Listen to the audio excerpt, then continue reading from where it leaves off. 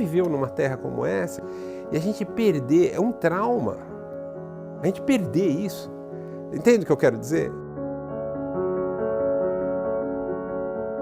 You know, as you're going over the rainforest in a plane, you look down and you can imagine all this diversity, the morpho butterflies and the parrots. Bem claro, não tem nenhum que teria sumido, nenhuma cultura, nenhuma civilização, pelo mesmo motivo, esgotamento dos recursos. E a gente está repetindo. Se a gente mudasse um pouco o olhar e olhasse para a natureza como uma grande aliada e uma grande inspiradora, eu acho que a gente iria mudar muita coisa do nosso jeito de lidar com o planeta. E a gente sabe que uma das atividades mais agressivas para o meio ambiente é a agricultura. Mas já existe conhecimento e tecnologia para fazer diferente.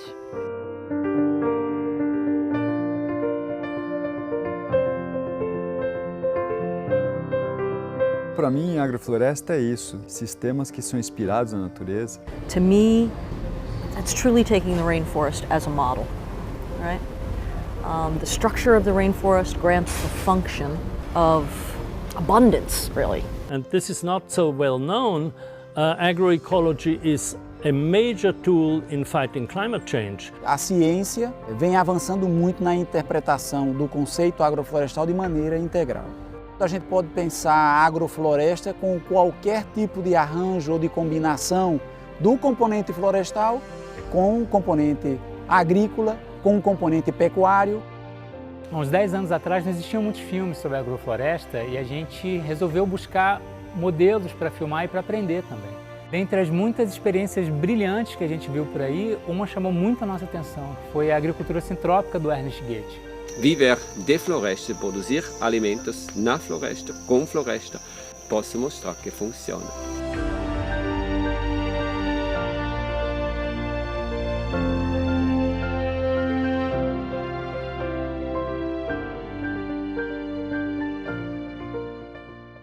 A sintropia, ao contrário da entropia, é um processo que vai do simples para o complexo. E a agricultura do Ernest segue essa lógica. Todas as interações ali são no sentido de promover um balanço energético positivo no sistema. Uma das características do Ernest é que por trás da prática agrícola dele existe um conjunto de pensamentos muito sofisticado. É um conhecimento científico profundo aliado a uma inteligência, a uma sensibilidade prática de uma pessoa que faz agricultura desde os 3 anos de idade. E ele conseguiu sistematizar tudo isso de uma forma que os princípios pudessem ser replicados em qualquer lugar, independentemente do solo, do clima, do tamanho da propriedade. A gente buscou alguns exemplos. Em Brasília, a gente conheceu o João e o Rômulo, 2 alunos do Ernest que estão disseminando um modelo de cultivo intensivo de hortas e floresta partindo de solo degradado. Hoje, quando a gente olha o sítio deles, parece um pequeno oásis no meio de uma região que já foi muito degradada por práticas de agromineração, pelo fogo.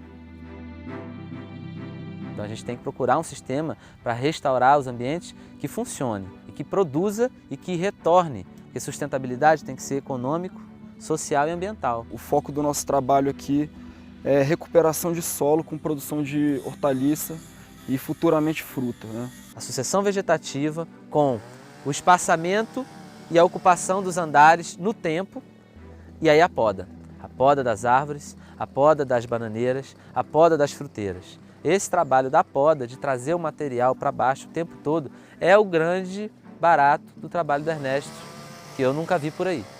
O que a gente precisa é adequar tanto a questão do cultivo, ou seja, agronômico, para que a gente possa realmente produzir alimento, recuperar o solo, atender a demanda do mercado e que a gente possa ser feliz.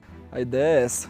A gente já está aqui com 2 anos e meio. Esse sistema ele já tem a própria matéria orgânica dele só com as podas daqui. Eu já não preciso mais trazer matéria orgânica de fora, se eu não quiser. Não é uma perda de energia. Quando eu uso o adubo aqui, eu não estou jogando fora. É o contrário da agricultura convencional, seja orgânica ou não. Quando a gente aduba aqui, a gente pega 1 e transforma em 500. A gente não. A agrofloresta transforma. 1 em 500. Na agricultura convencional, seja orgânica ou não, a gente põe 1 e daqui a pouco tem 0,3. E daqui a pouco tem que botar 2 e não mais 1.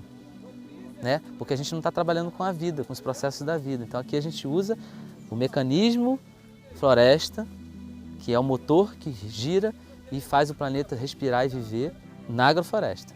No momento que eu colher aqui, o solo vai estar melhor do que ele estava antes. Esse é o meu sonho. Vamos plantar floresta e vamos manejar a floresta, mostrando que o caminho para a floresta produz alimento e a floresta produz alimento. E dentro disso eu me encantei com esse mundo de possibilidades de fazer ecologia na prática e não só da boca para fora.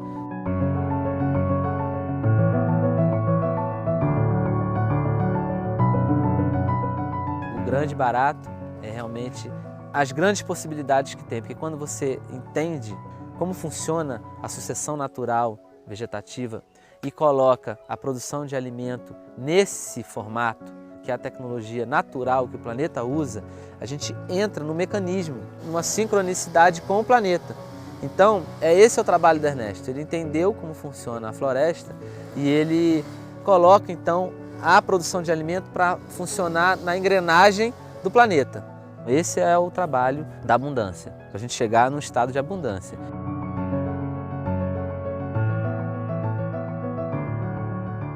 Me confirma que estou no caminho certo.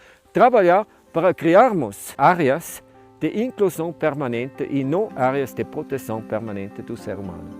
AIP. E essa aqui seria um começo de uma AIP.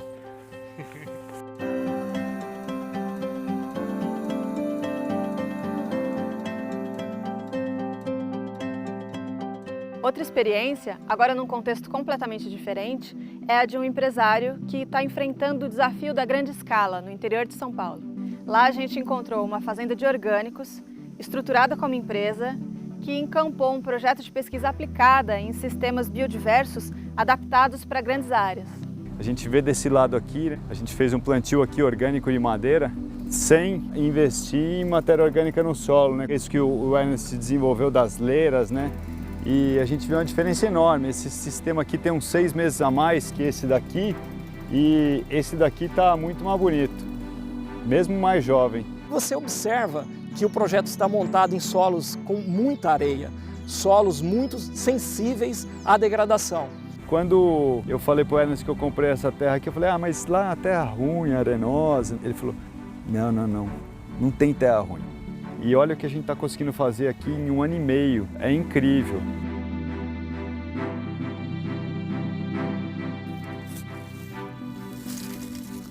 Você está vendo, ela não é mais areia, senão ela tem uma bem clara estrutura. E isso, para quem trabalha com solo, é fascinante. I have studied agroecology, or regenerative agriculture, as it is also called, for many years. And I also visited some farms and some gardens and some fields.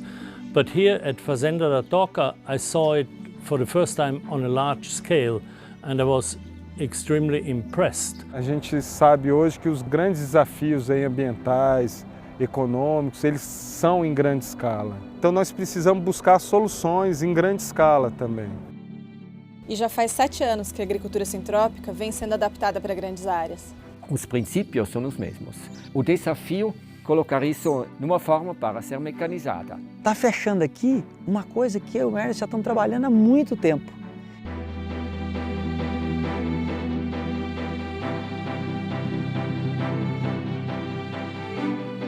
E como essa é uma agricultura que é baseada em processos e não em insumos, é justamente o desenho e o manejo que substituem a adubação e até mesmo a irrigação. Então não me fica mais caro que o outro com seu herbicida. Mas vou ter a grande vantagem de criar vida e não matar vida. Aqui a diferença é muito grande, porque isso se reflete depois no estruturamento do solo, na fertilidade do solo, na capacidade de retenção de água. E eu acho que isso que o Ernest traz de melhor, porque ele consegue pensar de uma forma muito clara de transformar o inimigo, aqui no caso a braquiária, em alguém que está colaborando com o sistema. Não explorando recursos, potencializando, sintrópico. Para o Ernest, a poda é como se fosse o combustível das transformações. É ela que coloca o metabolismo do sistema para funcionar no máximo da eficiência, num aumento constante de recursos. E esse é um dos princípios da sintropia. A poda da árvore tem vários efeitos. Por um lado, ela vai aumentar as atividades nas raízes e ela muda, naquele momento, a micorriza. como um dos subprodutos desse novo metabolismo são ácidos gibberellicos, são para o crescimento. O novo crescimento faz com que a planta, em simbioses ativas, bem ativa, forte, com bactérias e fungos que disponibilizam alimentos para eles. Então, isso dá um efeito de como se fosse a adubação do campo, tudo. E agora o terceiro efeito ainda para a planta, taxa fotossintética mais alta, de que a não podada, mais fotossíntese. Na realidade é mais carbono fixado em hidrocarbono e é mais raios solares usados, seja esfriando o ambiente. Esfriando o ambiente, você tem mais água. Porque essa é uma grande notícia, né? Porque, vamos inventar a máquina para sequestrar carbono. Não, cara, a gente já tem um sistema produtivo fantástico que já sequestra um monte de carbono, né? E além disso, produz alimento, produz madeira, produz o que a gente quiser, cria biodiversidade, dá dignidade para o trabalhador rural. Eu acho que aqui tem um caminho extraordinário. Porque se pegar um executivo de uma grande empresa dessa e ele vier aqui na fazenda da Toque e for lá e falar assim, puxa, ele está usando máquina, ele está plantando eucalipto, puxa, estou plantando eucalipto, né? Então, pô, isso pode dar um curto-circuito benéfico, dar um boot no sistema, dar um boot nos paradigmas, dar um boot nas crenças, que são crenças muitas vezes sem reflexão, sem ponderação. Eu fiquei muito impressionada porque eu vivo da agricultura, eu vendo, eu preciso vender, porque se eu não vender eu não vivo. Só que eu não tinha visto como seria possível fazer isso sem ser esse pacote que é vendido pra gente. E no curso eu vi que é possível. Na verdade, estão acontecendo coisas aqui que eu nem nos meus melhores sonhos eu imaginava que iam acontecer. Tem um pensamento que não é só pensamento, não é só ideológico, ele está acontecendo, a gente viu, né? A gente está vendo. Que a gente traga práticas regenerativas, que não só sustentem, mas que gerem esse impacto positivo. E aqui você está encontrando uma possibilidade de fazer um cartão de visita. Essa fazenda aqui é um cartão de visita. Aí você tira e fala assim, ó, Fazenda da Toca, é possível.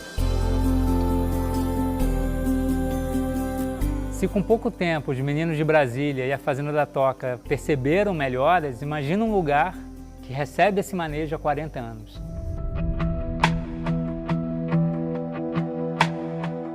Quando nós adquirimos ela em 1984, encontrei aquele lugar como fazenda fugidos da terra seca, desmatado por completo pelo dono anterior, que era dono de serraria. Os maiores problemas que eu tive no início era água, seco e vento. E aí comecei a plantar, trabalhando a dinâmica da sucessão natural. Agora, a mudança definitiva do lugar chegou uns anos mais tarde. Na medida que aquelas árvores cresceram, comecei a ralhar e depois fazendo poda. Aquele foi aqui no português, hoje em português brasileiro, fala-se o pulo de gato. Mudou tudo.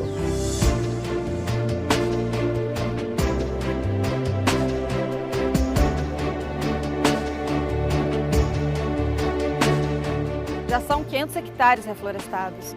Hoje, a fazenda do Ernest é considerada um dos fragmentos mais férteis e biodiversos da Mata Atlântica. Com o trabalho que eu fiz de reflorestamento, a temperatura na fazenda é mais baixa, assim, o clima mudou fortemente. Os solos mudaram por completo. Em 2015 foi a primeira vez que a gente conseguiu captar umas imagens aéreas da fazenda do Ernest. Foi muito impressionante, porque a gente vê aquela florestona toda lá embaixo e mal consegue conceber que ali é uma área agrícola altamente produtiva e que inclusive dali sai um dos melhores e mais caros cacaus do mundo. Nos últimos anos, a dinâmica da floresta começou a radiar para fora, assim com que a microrregião está sendo influenciada, está aumentando cada vez mais as chuvas, porque no núcleo, na fazenda, está chovendo.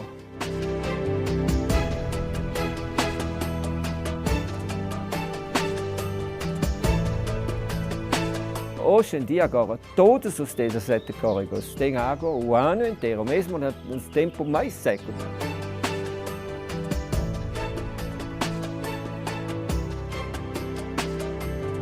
O ser humano podia se reconciliar com o planeta e ver o que posso fazer para ser útil, para ser querido.